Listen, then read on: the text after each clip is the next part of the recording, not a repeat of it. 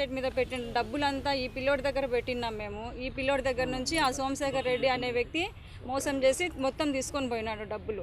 ఇప్పుడు అన్ని కుటుంబాలు రోడ్డున పడే పరిస్థితి ఉంది.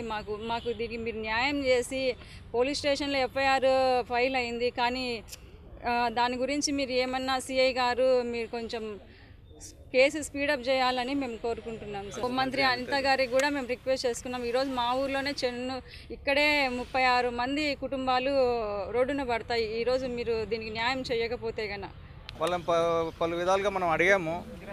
అడిగితే మాకేం సంబంధం లేదు, మీరు ఏం చేసుకుంటారో చేసుకోకండి, మీరు మా ఇంటి దగ్గరకు వస్తే మిమ్మల్ని చంపేస్తామని సోమశేఖర్ రెడ్డి వాళ్ళ అమ్మ, వాళ్ళ అన్న, వాళ్ళ తమ్ముడు, వాళ్ళ నాన్న అందరూ కూడా మమ్మల్ని బెదిరించారు.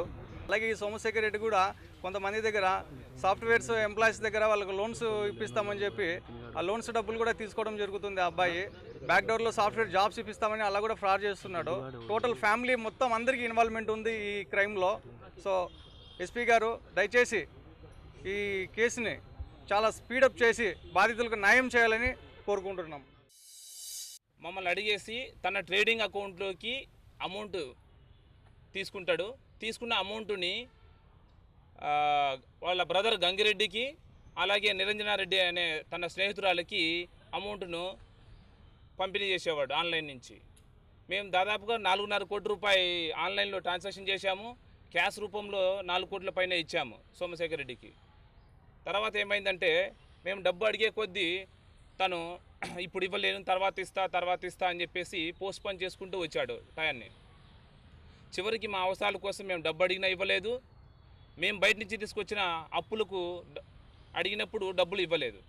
దాదాపుగా అందరి దగ్గర 12 కోట్లు మోసం చేసి పరారులో ఉన్నారు. మంత్రి నారా లోకేష్ గారు కూడా మేము రిక్వెస్ట్ చేస్తున్నాం సార్, అలాంటి మోసగాళ్ళను పట్టించి 35 మంది కుటుంబ సభ్యులందరికీ కూడా మీరు న్యాయం చేస్తారని కోరుకుంటున్నాను. నా దగ్గర, నా ఫ్యామిలీ దగ్గర, నా మిత్రులతోనూ, నా బంధువులతోనూ ఇన్వెస్ట్మెంట్ చేయించినారు. 8.5 కోటి వరకు నేను వాళ్ళకు డబ్బులు ఇవ్వడం జరిగింది. ఆన్లైన్ ట్రాన్స్ఫర్ 4.5 కోటి వరకు చేసాము. వాళ్ళ అమ్మ, వాళ్ళ అన్న, వాళ్ళ తమ్ముడు ముందరనే డబ్బులు ఇవ్వడం జరిగింది.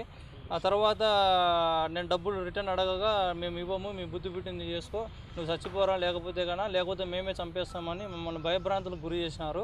వీళ్ళ ప్రెజర్ తట్టుకోలేక వీళ్ళే చంపేస్తారేమో మమ్మల్ని అని చెప్పి మేమే భయపడి సూసైడ్ అటెంప్ట్ చేసుకున్నాము. దురదృష్టవశాత్తు నా మిత్రుడు చనిపోవడం జరిగింది.